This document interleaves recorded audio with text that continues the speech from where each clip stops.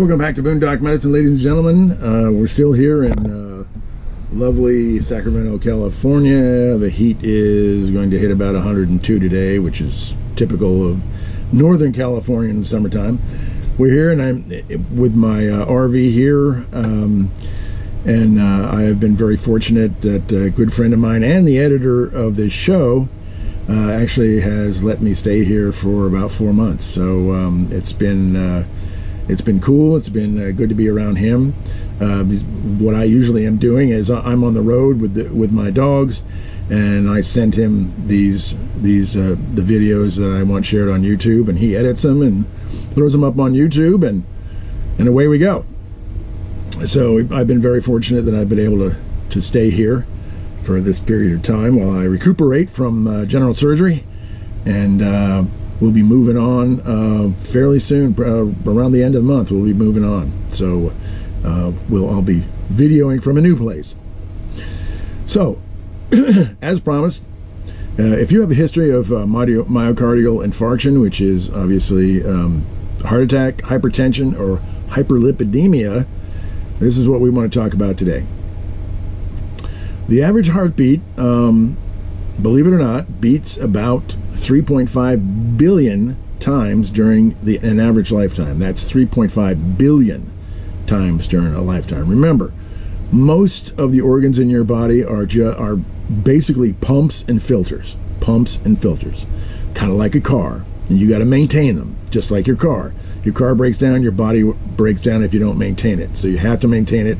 Go see your doctor at least once a year, especially if you're up there in years. Even if you're not, you can catch things that may stop you for good. Get the blood work done, get the x-rays done, get everything done. Your teeth are very important. Go see your dentist, for God's sakes. Your teeth can literally ruin your health. Do all these things just like you would do to your automobile, the automobile that you love. Okay. At some point, like all pumps, it'll stop beating, especially with low maintenance. The good news is that with proper maintenance, your pump can thump on much longer than the average, which is true. My father lived until he was 98. My grandfather, I think, lived until he was 99. So, and they took care of themselves. So that's a testament to maintenance. So in this segment, we're going to discuss what happens to a diseased heart and what you can do naturally to prevent and help a pump that's not doing so well. So what is an MI, or myocardial infarction? Look, it affects 1.1 million people a year, and 350 of them die. Okay, they either die on the spot, in place, or they die in a hospital, or they die on the way to the hospital. The loss of living heart muscle is a result of coronary artery occlusion. And MI usually occurs when plaque, remember we were talking about plaque in my other video, in the coronary artery ruptures, and the resulting clot obstructs the injured blood vessel. Perfusion of the muscular tissue that lies downstream from a blocked artery is lost. If blood flow is not restored, the heart muscle dies. Okay, your garden hose. Pinch off your garden hose. Everything that lies downstream, if you're watering your lawn, it's not going to get any water. So if you crank that garden hose, that's what's happening. So everything downstream from that hose is going to die because you're not watering it. All right. So what can we do if we have a history of heart attack? For supplements, you may consider taking calcium chelate with magnesium. The dosage is 500 to 1500 milligrams calcium, and 400 to 800 milligrams of magnesium per day. And we discussed this in the other video. A lot of the supplements are the same, actually, as we discussed in the previous video on heart disease. Calcium is essential for maintaining a regular heartbeat and helps your muscles repair after exercise, and so is sodium, by the way. Anybody that tells you never to take sodium again, just slap the hell out of them, because that's wrong. You need sodium for the electrical response in the nodes in your heart. Okay, you have to have some sodium. So cutting out all sodium is not healthy either. Everything in moderation. Magnesium is essential to a healthy heart because it's involved with transporting electrolytes like calcium and potassium to the heart on the cellular level. Electrolytes are important for nerve contractions and nerve signals of a normal heartbeat. Okay, your heart's not going to be able to do this without electrolytes, and electrolytes need salt also. Okay, don't take a whole bottle of salt. Okay, you can lightly salt your food, or you can look at the foods that you eat and see how much salt content is in them, and then move forward accordingly. Again, coenzyme Q10. Here's again 400 milligrams per day. This nutrient is an overall heart tonic. And what does that mean, heart tonic? Well, it soothes the smooth muscle of the heart and makes it more pliable, basically, is what it's doing. L-carnitine dosage is 1,000 milligrams per day in divided doses, so you can take 500 in the morning and 500 in the afternoon. Again, from the other video, this supplement. Reduces levels of triglycerides, a type of blood fat, of course, while boosting the delivery of O2 to the heart muscle. That's what L-carnitine does. Selenium. The dosage is about 200 micrograms per day. Micrograms, not milligrams, micrograms. This nutrient acts as a powerful antioxidant in heart tissue, especially when paired with vitamin E. Of course, we already talked about vitamin E. Your dosage should be about 200 to 800 international units, okay, IUs. You'll see IU, international units per day. Partnering with selenium helps prevent heart tissue damage and naturally thins the blood, okay.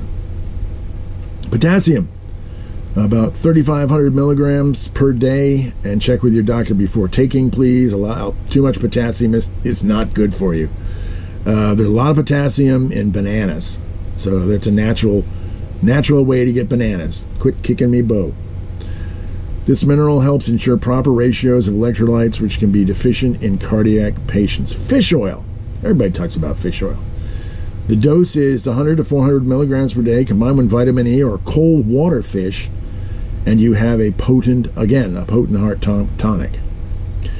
So hypertension. What is hypertension? Everybody talks about hypertension. Your blood pressure is too high. It's a condition in which the force of the blood against the artery walls is too high. That's it. Usually defined as blood pressure above 140 over 90. Okay, 140 is systolic pressure, and 90 is diastolic pressure. Systolic pressure is your heart going, basically, is your heart pumping out. Diastolic pressure is reflow, is reflow of blood into the different organs of the cavities of the inside of the heart. 140 over 90 is considered severe if the pressure, and it is pre-hypertension, and it's considered severe if the pressure is above 180 over 20. Okay, if you take your blood pressure, and you should have your own little blood pressure cuff that you can take your own blood pressure every day. They're very easy, they're not expensive. They're very easy to get. You get one of the wrist ones like I have. They're great. They're USB powered. You can plug them into your laptop or your computer, and it'll charge it up. It's great. If you have a blood pressure reading 180 over 20, go to the hospital. It's as simple as that. If you have a 180 over 120 and it's sustained and it doesn't go down, you need to go to the ER. Okay? Do not screw around. Go to the ER. You are in trouble. A BP will be higher. Remember, a BP will be higher. Having said that, blood pressure will be higher in the evening, and but it won't be 180 over 20. It better not be 180 over 20. BB cuff is a must to ascertain your BP every day. I take my blood pressure every single day. And remember, it is higher in the evening because it just is. It's the end of the day and everything is inflamed and it just is higher. But it shouldn't be that much higher than your normal blood pressure in the morning. Other than what your physician prescribes, lower your body weight. We all need to do this. Even I need to do this. This will also help your diabetes as you suffer from that disease. Avoid everything that is bad for you, and you will know by now what they are. French fries are a no-no, obviously. French fries. Everybody loves French fries. I guess some people don't like French fries. I do. I don't eat them anymore, but I do. Don't drink more than 8 ounces of beer or 4 ounces of wine or 1 ounce of hard liquor per day. Easy stuff. Alcohol is known as a blood pressure booster. You drink alcohol and your blood pressure is going up. So, if your blood pressure is higher in the evening and you have, like they did in the 50s, you have a couple of drinks after work, your blood pressure is potentially going to skyrocket. You can eat high fiber food, whole grains and vegetables. Everybody tells you that. But why?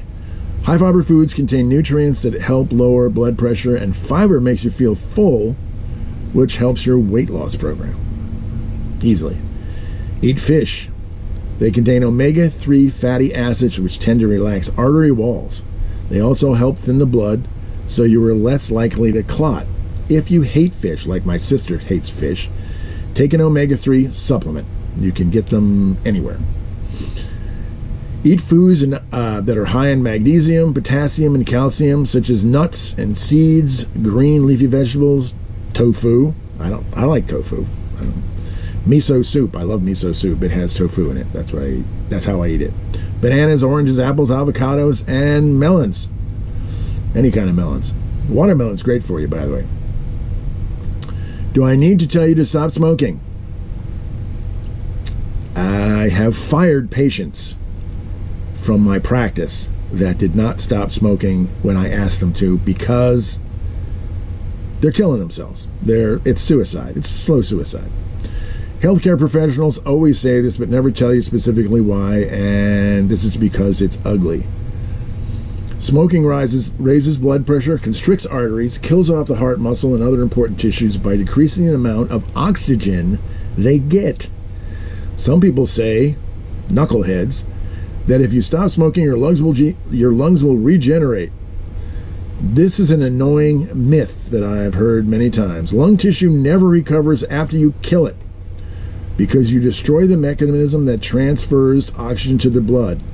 So please cut it out. Stop smoking. Whatever you need to do, stop smoking. Try to get some exercise, and even if it's only walking your best friend, okay, that's exercise. You're walking your dog or whatever, it's exercise. Or take a walk yourself. Okay, let's talk herbal remedies. How about that?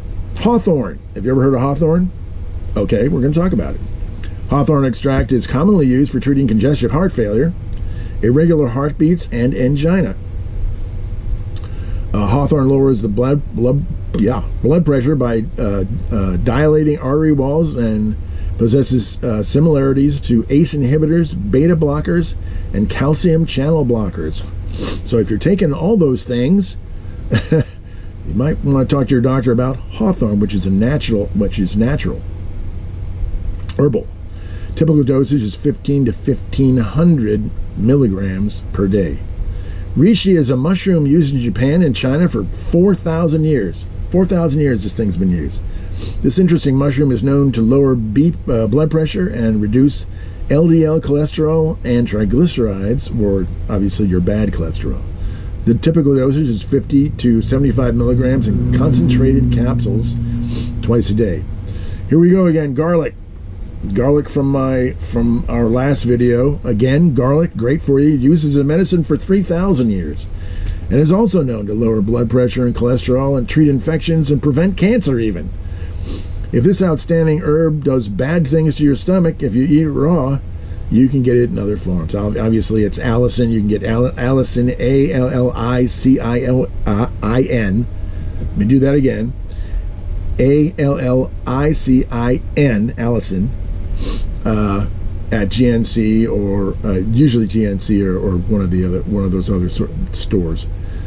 Typical doses is 1 to 3 tablets per day, and it equals 4,000 micrograms. Again, micrograms, not milligrams, per day. Or you can drink pickle juice like I do. Dill pickle juice has tons of garlic in it, and it's cold. It's refreshing. Dandelion, everybody's favorite weed, and it's a popular home remedy for fluid retention. Instead of taking latex, you can do some dandelions. In high doses, the herb can have a diuretic effect. The advantage of using this herb is that it does not appear to cause potassium loss, a significant problem with prescription diuretics like Lasix, and at the right time of year, they're obviously readily available. Typical dosage is 500 milligrams twice a day. There are many ways to prepare these herbs. For more information, shoot me an email or Google them, look them up online. There are all kinds of ways to prepare all of these things, dry forms, tinctures, all that kind of stuff. So thanks for watching. I hope you got something out of this video. We'll be moving on to many more diseases and ailments in the coming months. Please subscribe if you want to see more of these informational videos. Thanks for watching. This is Doc signing off. Be well, AMF.